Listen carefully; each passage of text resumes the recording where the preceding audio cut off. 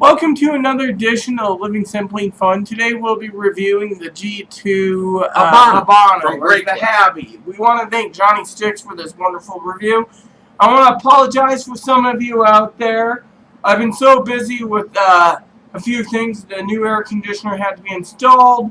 Our neighbors being a jack-off mother effer, and a few other problems, so we didn't get around to doing a review yesterday. But we should be on course to do some more soon. So thanks to Johnny Stix. Yes, thank you, Johnny Stix. Also, I have an answer for you. At one point, we were talking about who blends the Graycliff, like it's this big mystery secret. And there was more than enough to say Avelino Lara blended the G2s, or, well, Graycliffs in general. And, well, that's not entirely true. I mean, it is, but it isn't. See, when Enrico Garzaroli decided, I'm horrible at pronouncing that name, Garzaroli, when he had a restaurant and hotel. And he said, well, I want a cigar that can go with the fine foods and fine hotel that we have here. So I need a fine cigar. And he wasn't pleased with anything he was trying. So he ended up employing Lara to help him roll cigars. And it started at first with this blend that they came up with, which they just called the Graycliff blend. And essentially it was rolled by one person at the door to their hotel restaurant. You want one, they roll it fresh for you, and there you go. Of course, it expanded from there, ended up popular, and now they're available all over the place. Now, Lara retired in 2000, and he made that blend in 97. So, after Lara retired, the blending went to Enrico Garzaroli and his brother Paolo. And together, they blend them. So, the actual answer to your question on who blends them is the Garzaroli brothers, which kind of sounds interesting. Gar and roll, the same word, Garzaroli. So, anyways, there's your answer. This here is a Habano wrapper with Dominican and Nicaraguan long filler and no information on the binder. In fact, this cigar has very little info about it whatsoever. It is in the $4 to $5 price range, though. I will also add on here that I am not so keen on the Torpedo, as the one I had before had a very tight draw.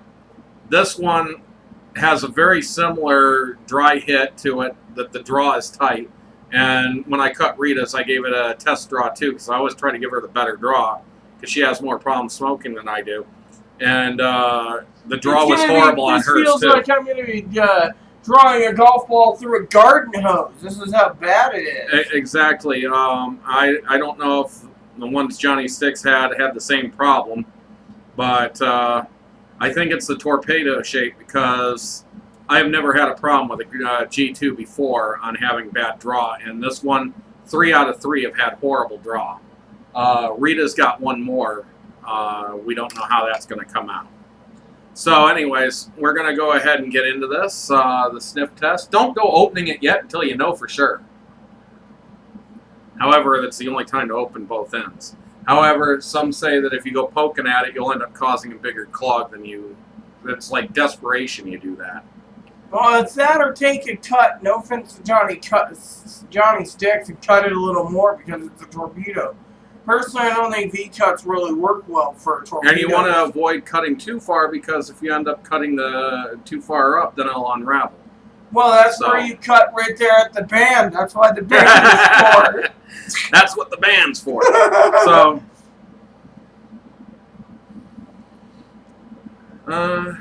slight barnyard smell, earthy hay, mineral. Very basic scent to it. I'm getting a Baker's Cocoa. Oh, kind of off the foot, yeah. Yeah, but that's it. I'm not getting anything off of it except that. So we're going to go ahead and fire these up. I'm surprised there's not a lot of scent. I've never had a problem with scents coming from a G2 either.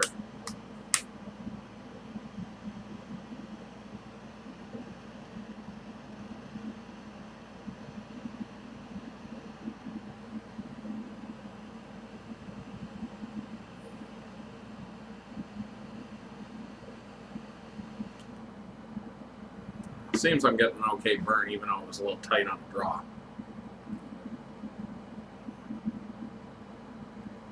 And these are usually rolled with what's called the N2 bar method, but that shouldn't give you a tight draw at all. It should give you an overly loose draw, or what some would call overly loose. I like really loose draws. All I can say is it feels like it's like a garden through a garden. A golf ball through a gun. Exactly. Sorry about that. I've been, doing other things and not thinking. Yeah, so I was thinking, for some of you out there, how I was blessed today. Sometimes 17 years of accumulation of crap pays off at times. Just thinking of that. That's all I was going to say. Very mild so far. The only thing I'm picking up is a very, very light sweetness. Almost nothing else whatsoever. Not a particularly long finish at the beginning. In fact, I can barely notice a finish. There's not a long finish. There is a sweetness, but the sweetness I'm going to say for one, since I don't have it off the top of my tongue, is it's something that I can't hint out what it is. Now look at that, almost no smoke. And I just drew pretty hard on that. So this has a horrible draw so far. And this is not the first one of these Habanos to do that. Unlike him, for some of you out here, I didn't sample the first Habano before trying it. I've been trying to humidify some of my cigars or dry box them, so.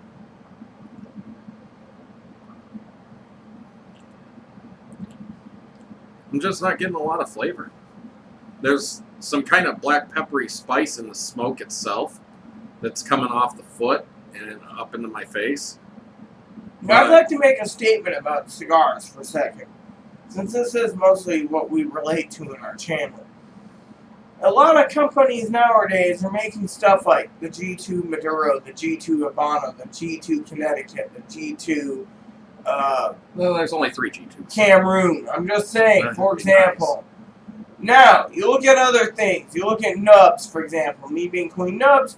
You look at, say, AJ Fernandez New World. Every time you turn around, they're trying to bring out the same cigar, just with a different wrapper, like the Habano, the Cameroon, the... But they all somehow have slightly different tastes, too. Yes, but I'm just saying, they're trying to compete with the cigar industry. Who wouldn't? If you're making cigars, it kind of doesn't serve you any purpose to lay down and say, our cigar sucks. However, there are some that do that, and I think their cigars are pretty good. There's a couple brands I like that are really, really, really dirt cheap, and those companies have basically given in on those blends and said, oh well, they're not worth more than $1 a stick.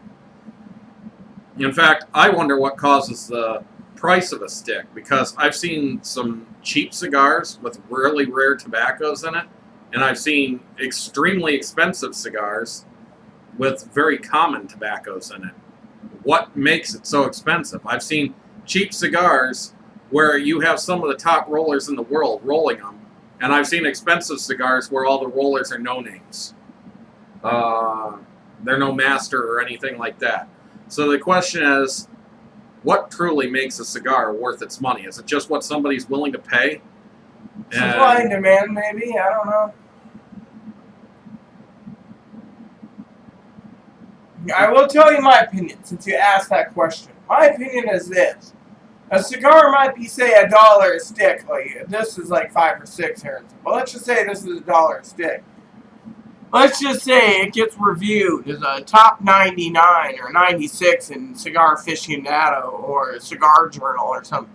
That just jacks the price up so much. I've seen 90 rated cigars that go for $4, and I've seen 90 rated cigars that go for $30.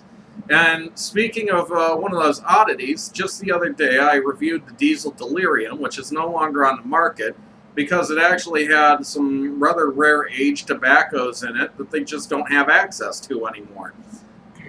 However, the Cohiba Diamante has no rare tobaccos in it whatsoever. So why is a Diamante $30 with common tobaccos? The only thing is, it's packaged in a coffin box or in a glass tube. Wrong. What? You were showing me coffin boxes recently of the Diamante. The Diamante sits in a coffin box, but the wrapper alone is 34 years age. Oh, okay. Sorry, the Diamante was a bad choice. I just can't think of one off the top of my head. I thought I had. But regardless, you'd think that the rare wrapper would end up having more expense to it. And it doesn't. Or the rare filler has more expense to it. Or the tobaccos that were cured in a certain way that they just can't reproduce again. That is what I would figure would end up being costly, you know. But, you know, so often a lot of expensive cigars just don't have anything special to them. No, I mean, like the Padrones. I mean, I've heard people say they're hit and miss. You like them or you don't like them. And if you pay for them, that's one thing. But if you don't pay for them, then you can complain. I mean, look at on Aaron's group, or our group we go to. There's too many people out there. No offense to any of you out there, like Nick and some of the other subscribers out there that subscribe to us. What I'm talking about is people sitting there buying and smoking Opies, and it's like there's more to life than smoking an Opie. That's why we do this. I mean, I can't compare anything to that because I've never tried one, but I haven't either, but I'm just saying. But there's really no jealousy to me, but what I'm saying is that some people, they seem to be more about just buying the most expensive out there and not giving a damn about anything else, and I don't think that's the best way to smoke a cigar. That's just kind of a way to show off, and so I don't like that much. So, anyways, about the flavors in here, I'm still not picking up much of anything. There's a slight kind of vegetable flavor. I kind of got a toasted sesame flavor and a little bit of like celery in here, but it's so faint. I'm not even getting a finish off this. There's nothing satisfying so far in this first like quarter inch, whatever. First 10 minutes of smoking. Anyways, we'll get back to you at the halfway point because we're not going to talk this whole thing. Stay tuned. Hello and welcome to the halfway point of this Graycliff G2 Habano. Miserable little smoke. I ended up having to cut off pretty much the rest of the cone, and that opened it up a bit, but it's still tight draw.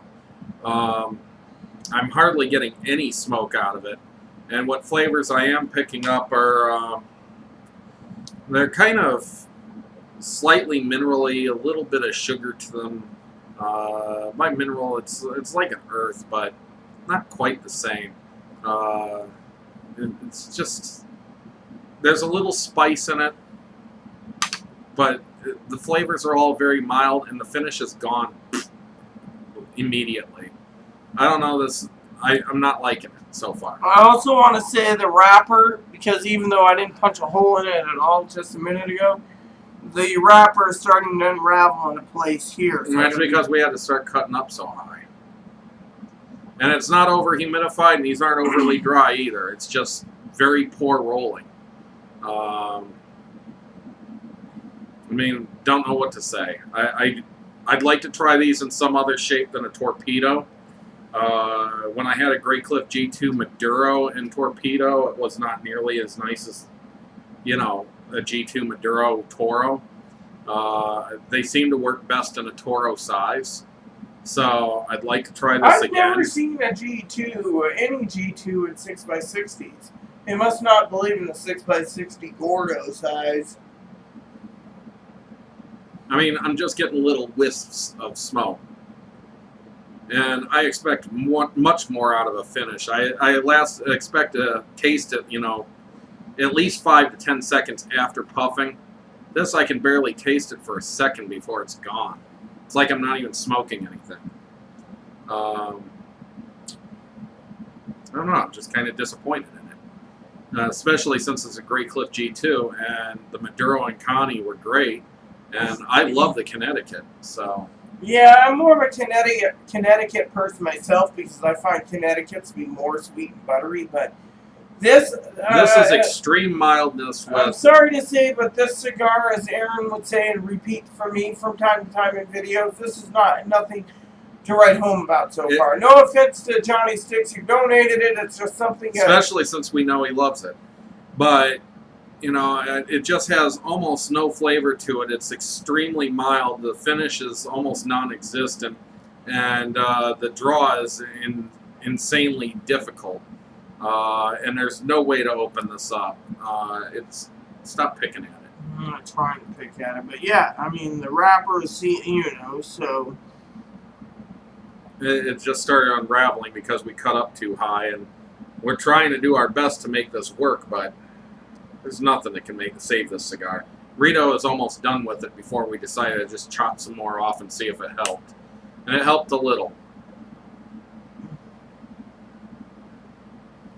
Look at the smoke output. Look.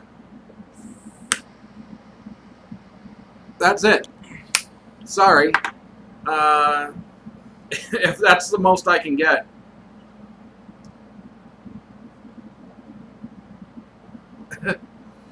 there just ain't no smoke. This, as they say, this dog ain't hunting. This, if we can make it to the final third, you'll be surprised. This might be one of few videos we ever do that does not have a final third, but we will get back to you and let you know. The exploding Garzilla. Yeah, we will at least get back to you and let you know that. Oh, that's a bad thing. And you wear sock feet. Yeah, don't poke your cherry off from the back end. It wasn't poked. Oh, see? yeah, I see. You didn't. I just basically... Close. Yeah. It's trying to open it. Instead, the cherry just melts it off. That's a little over-aggressive. But it's because you're blind. At least if you're going to do that, measure out how far you got to poke, and that way it won't go all the way through. I don't know what else to say about this. So far, it's just been very disappointing. And look, I don't even have a cone on this. And it's not because I've been knocking the ash off. I've been letting the ash stay. It fell off in 2 chunks on its own without me tapping it. This is borderline tunneling already, and there's no reason for that. If you can see it, it's actually cracking from the seam. Yeah, I know.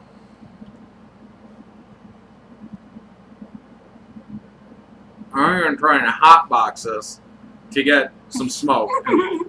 You're getting smoke, but it's mostly coming off the end of your cigar. That's because I opened it up pretty good with like giant hole in the back. See? I basically popped it really good. That's why when I was doing it, the damn cherry decided to fall completely off. And that's what I figured. And you're wearing socks, so stamping out a fire with cloth isn't a good idea.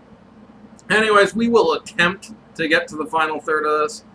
I have a... We'll make it. We'll make it, but... You up for another review after this? Yeah. Because this one is when you've had something like this that you've just worked too hard to try to enjoy and you can't. And it's not satisfying, as Aaron would say. I'm sorry, but at this point I cannot give this a good review. Stay tuned. Hello, welcome to the final third of this Graycliff G2 Habano. I'm going to give it a little bit of a reprieve here as it finally opened up a bit. It's not quite as hard to draw on. It has been wonky though. But the flavors right now, they're kind of parsley, slightly little grass, and I have the perfect term for it, pine.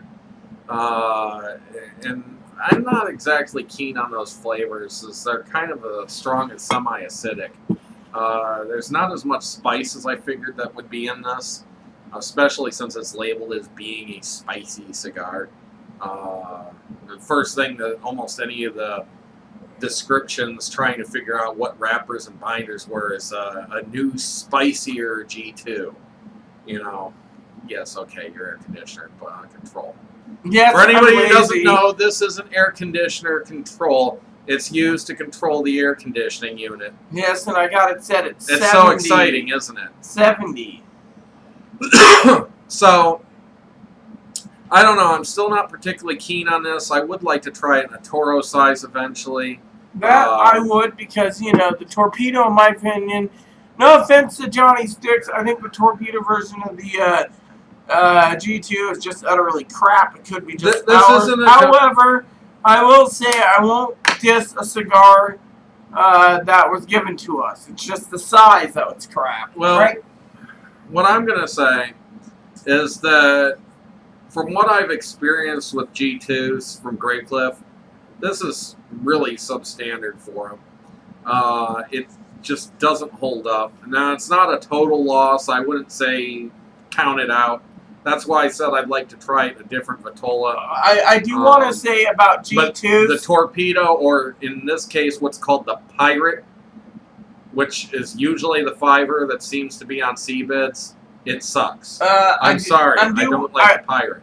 I want to say, when it comes to G2, and I'm going to say this just for my own thing, because me and Aaron, we only give honest reviews. We don't sugarcoat anything. I think the G2, this one here, they shouldn't have brought it out in the pirate, because it reminds me of the Ave Maria Divina, where they mass-produced them, rushed them out, and this doesn't even remind me of that. It does for me. See, the difference between this and the Divina is this didn't crack and break and fall apart. The Divina cracked, broke, fell apart, swelled to twice its size at one point. It was just horribly humidified. It wasn't aged proper or anything. It was just forced out. This is like a typical cigar in the most part. It has a few burn issues, but that's because all the sucking trying to pull it hit. This is just horrible draw. And the horrible draw is not from dry boxing, it's not from over-humidification, it's not from under-humidification, it's from poor rolling. So, all I can say is... The tercidors. These are just poorly rolled. For a torpedo, I'm not pleased with it. I'm glad that it was, free for me to try, but and I'm grateful for the opportunity of trying it. But I really wish that this was a Toro, because I've loved the G2 series. Isn't that what we got in the other ones from Johnny Stick was Toros? Yeah, usually I get Toros. Toros seem to be the best Vitola for this, especially with that in-tuber rolling technique. It just didn't seem to come out like it should with this. And what I told Rita is, it's like having 100 little straws and you put a rubber band around them. Well, you cut the rubber band, you can draw through them, but with this, you can't cut the rubber band. You can try to pop the rubber band, but by doing so, you can end up causing it to bunch even more and making it worse. So, there's almost little that can be done with this cigar, and I'm surprised we were able to finish it. And it's getting hot at the In fact, it's going out on me at this point. And there's no reason for that, because if you've been watching, I've been actively puffing. And this is getting pretty hot and pretty short. So with me, I've had to fix a few little wonkinesses on camera, but that's because, well, it's a torpedo. I got smoke, but there's nothing I can do. Nothing I can do with this. And there's the reason why. Tunneled right there. No reason for it either. It's not like I was neglecting it and letting it burn. I wasn't puffing too fast. It's just that outer wrapper didn't want to burn. Poorly rolled cigar. That's all I can say. I would give it another try. I'd hate to end up having to pay for it and find it be the same. But, $4 to $5 a stick, I might be willing to give it a try again. So, is that it? But so far, out of 3 cigars, all 3 have been really tight draw, horrible burns, and can't recommend it. I can't recommend the torpedo version. I'd hate to say it, but the blend just doesn't seem good enough, even as a torpedo, to seem much better as a Toro. But who knows? So with that, I'm sorry, Johnny. I know you said that this is the best of the G2s in your opinion, but this is the worst of the G2s in my opinion. So with that, you sold me on the Connie, and the Connie ended up becoming my favorite, and I love the Maduro. But when I actually got a hold of 10 Maduros and tried them again, I was like, no, the Connie's better. But both are still very stellar cigars. Did you smoke all of the Maduro? Yeah. I was It's going to just- mooch one from you to compare it. It's just the Habano. I mean, this is a horrible nub for me to leave. I never leave cigars that big. In fact, I leave them so that I'm almost burning my fingertips. No way I could do that on this. I can end up putting more fingertips on here, and even more. This is 3 fingers thick, and look, I'm even holding where the cherry is, and there's no heat at all. It's just rock hard. So Please add and subscribe if you like. Please post comments, leave feedback, suggestions. Please, if you smoke this and you agree or disagree, just keep it nice. That's all we ask. And enjoy every puff.